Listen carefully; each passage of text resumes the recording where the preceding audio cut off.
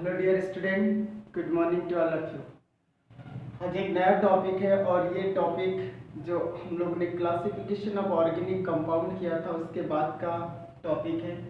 इसमें सिंपली लिखा है functional group and homologous series of organic compounds. यानी हमें क्रियात्मक समूह के बारे में जानना है और सजातीय श्रेणी जानना है ऑर्गेनिक कंपाउंड्स की। इसको कैसे जानते ये समझिए, ठीक है। क्रियात्मक समूह जानने से पहले हमें कुछ बातों को ध्यान रखना है। हमें हाइड्रोकार्बन जानना होता है, हाइड्रोकार्बन के कैटेगरी जानना होता है और उसके बाद हम क्रियात्मक समूह के बारे में आते हैं।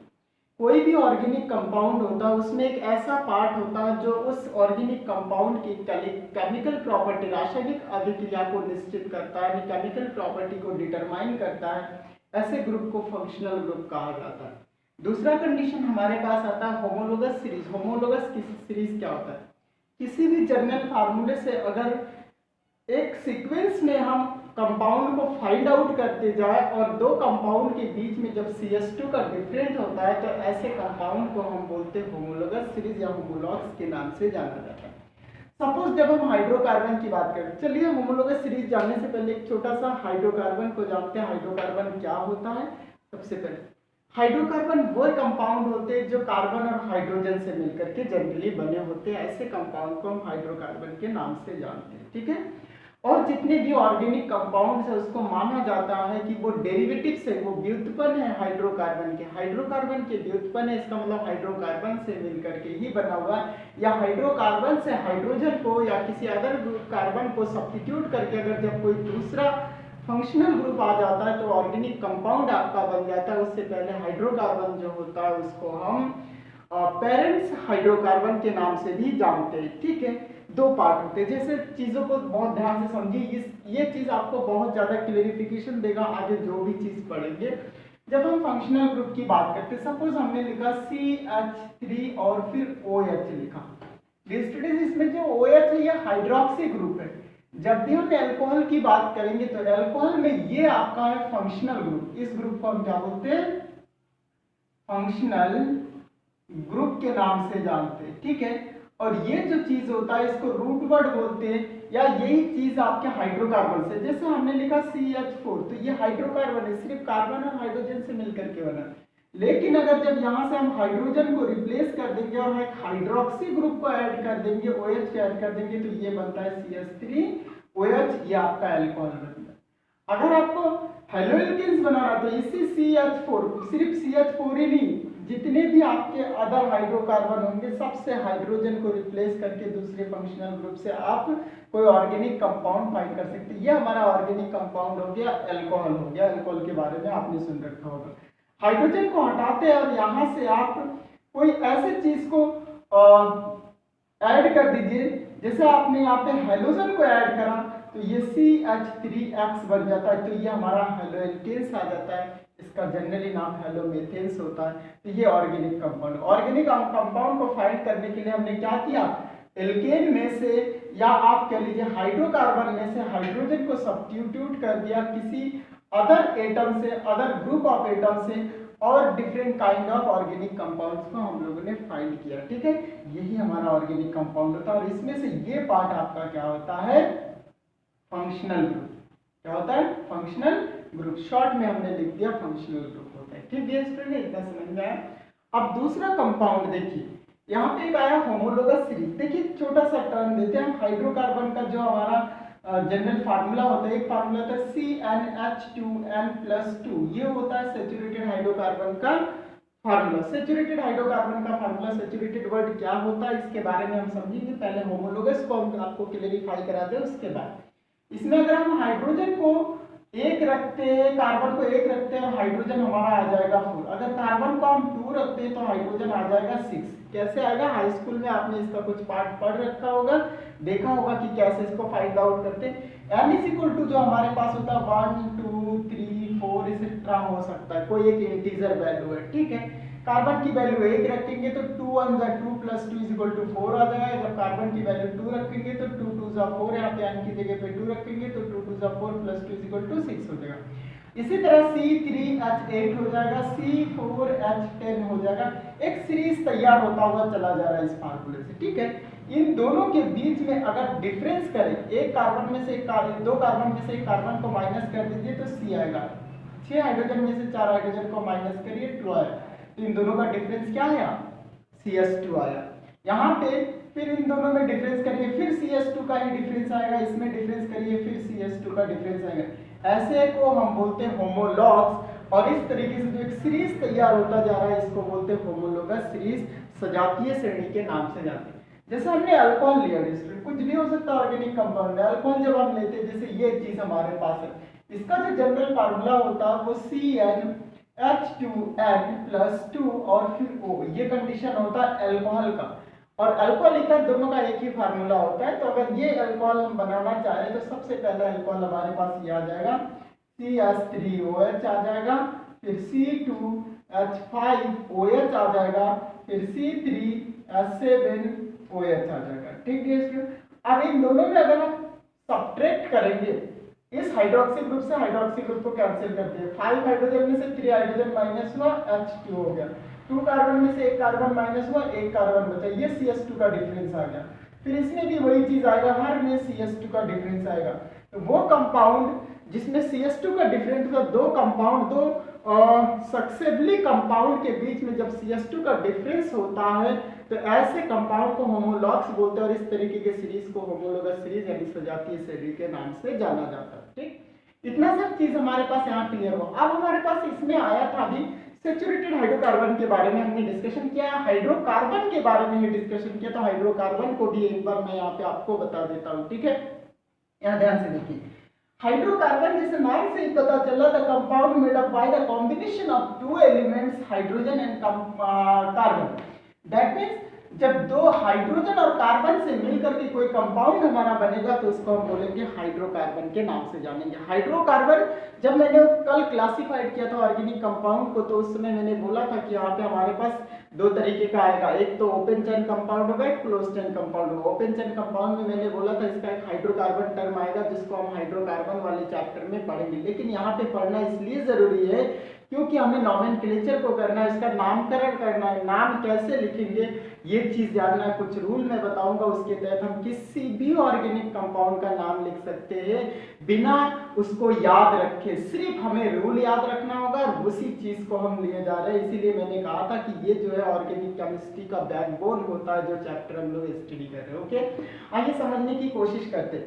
अब जैसे हाइड्रोकार्बन एक वर्ड यहाँ पे आया, ध्यान से देखिए, बहुत सारी चीज हम इसमें क्लेरिफाई करने की कोशिश करेंगे। हाइड्रोकार्बन, हाइड्रोकार्बन दो वर्ड से मिलकर के बना हुआ है, एक हाइड्रोजन और दूसरा आपका कार्बन से मिलकर के बना हुआ। तो those compound which are made up by the combinations of hydrogen and carbon is called hydrocarbon. इसको क्या जानेंगे, हाइड्रोकार्बन के नाम से जानेंगे। ठीक है, हाइड्रोकार्बन में बी सैचुरेटेड एंड अनसैचुरेटेड, ये वर्ड जानना बहुत जरूरी है। Unsaturated, what is unsaturated, what is saturated? When carbon is satisfied with only single bond or sigma bond is called saturated hydrocarbon. When carbon is satisfied with multiple bond, maybe double bond or triple bond is called unsaturated hydrocarbon. कहने का मतलब जब carbon का कोई भी structure हम बनाते हैं, किसी भी हाइड्रोकार्बन का स्ट्रक्चर बनाते हैं, उसमें कार्बन कार्बन जब सिर्फ सिंगल बॉन्ड, एक बॉन्ड से सेटिस्फाई होता है, संतुष्ट होता है, तो उस समय उस कंपाउंड को सैचुरेटेड हाइड्रोकार्बन बोलते हैं। जबकि जब कार्बन कार्बन दो या तीन बॉन्ड, जिसे हमने मल्टीपल बॉन्ड बोला है, उससे सेटिस्फाई होता है, तो इसको हम क्या बोलते हैं, अनसैचुरेटेड हाइड्रोकार्बन के नाम से जानते हैं। जैसे सिंपली देखिए, जब हम बोलते हैं सैचुरेटेड का जो फार्मूला होता है CnH2n+2 होता है, जबकि अनसैचुरेटेड फिर से दो पार्ट्स में आपका होता है, एक होता है एल्कीन होता है और दूसरा आपका होता है एल्काइन होता है डियर स्टूडेंट, और इसको हम बोलते हैं एल्केन। एल्केन जो फैमिली है उसमें इसका जनरल फार्मूला CnH2n+2 होता है, जबकि एल्कीन का जनरल फार्मूला CnH2n-2 होता है, CnH2n होता है, जबकि इसका फार्मूला CnH2n-2 होता है। ये तीन फार्मूले तीनों के लिए अलग अलग हैं और इसको अलग अलग हम डिफाइन करेंगे। ठीक है, बोलना क्यों जरूरी है यहाँ पे समझिए। इसको हम सैचुरेटेड बोले। अगर इस फार्मूले से कोई भी मेंबर हम फाइंड करते हैं, जैसे आपने पहला मेंबर अभी फाइंड किया था मीथेन, दूसरा मेंबर आपने फाइंड किया C2H6, तीसरा मेंबर C3H8 में फाइंड किया C4H10, इस फार्मूले से आप फाइंड कर सकते हैं, जबकि n की वैल्यू 1 2 3 एक्सेट्रा हो सकता है, कोई इंटीजर हो सकता है।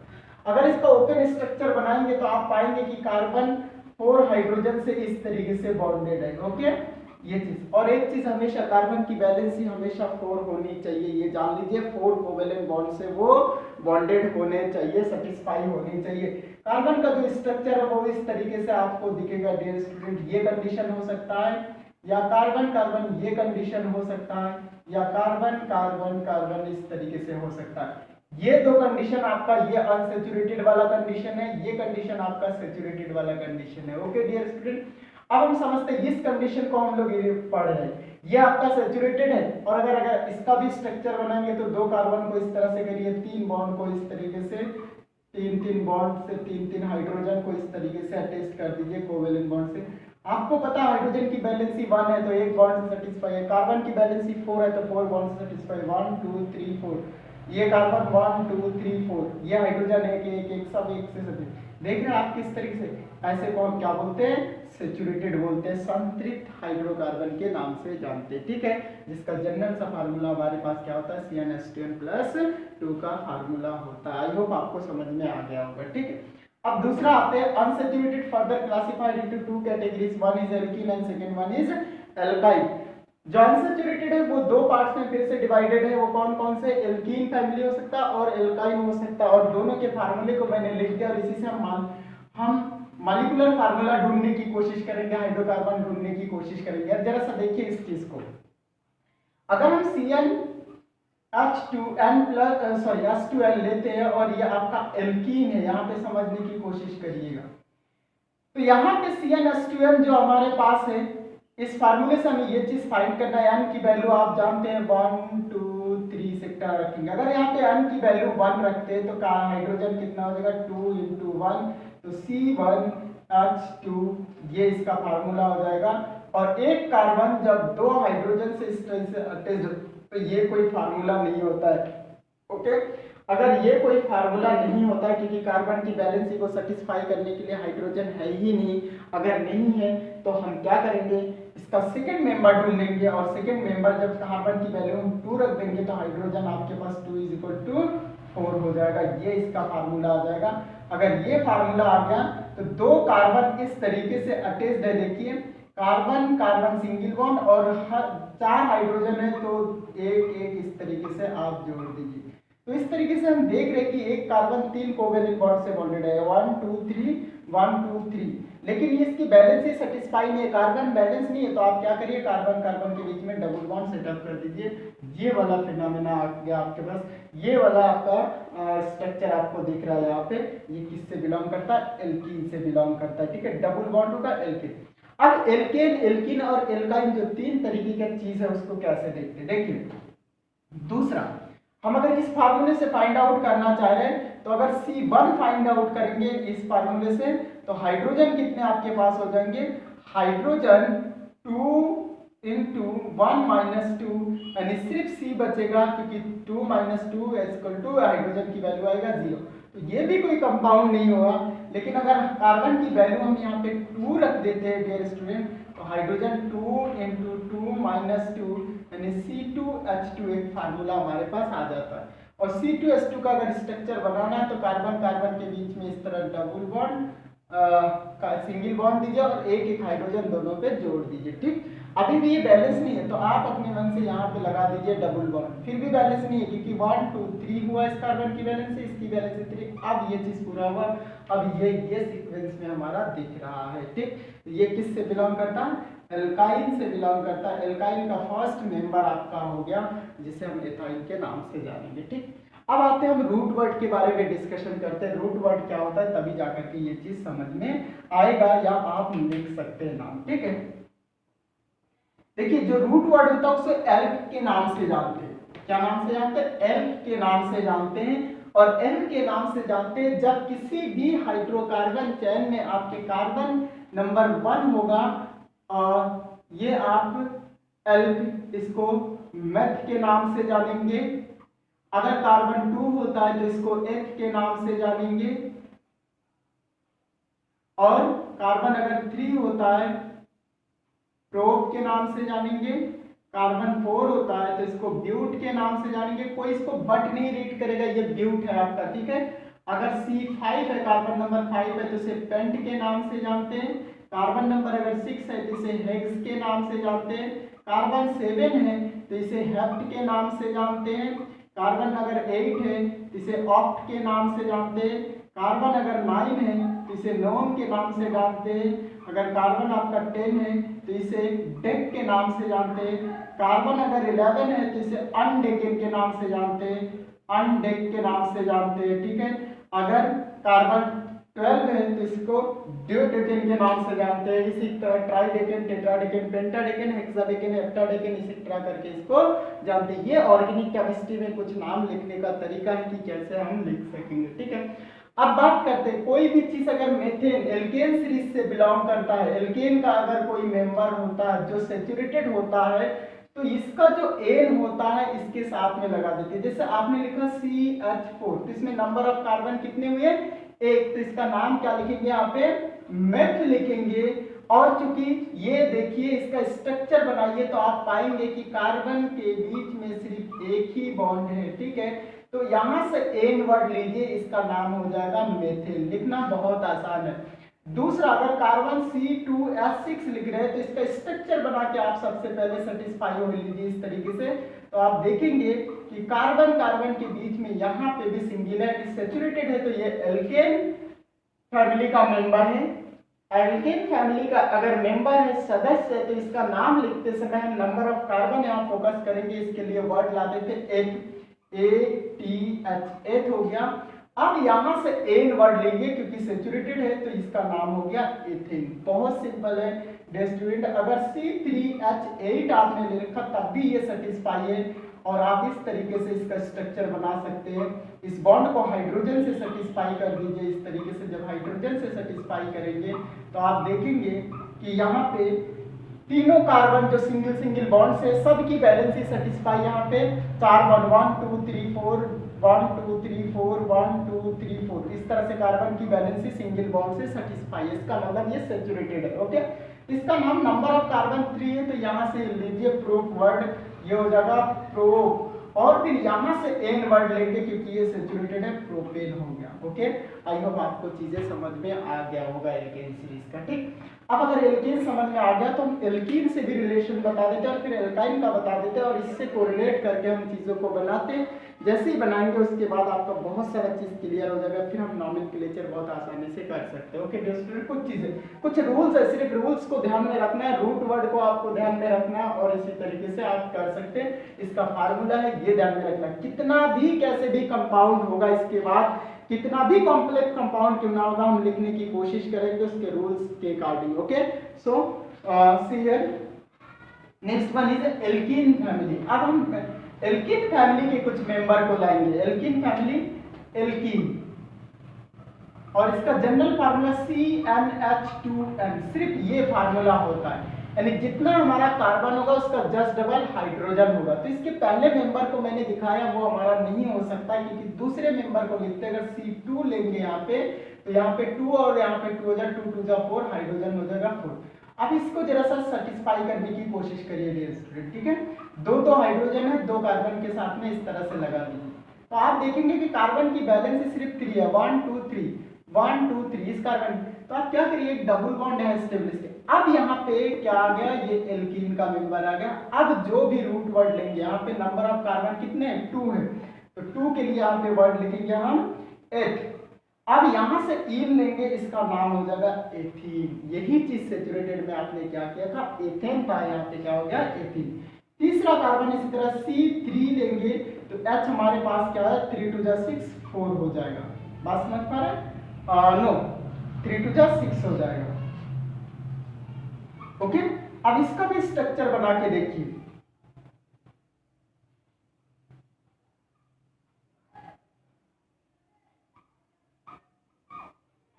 वन 2 3 4 5 और 1 6, ठीक।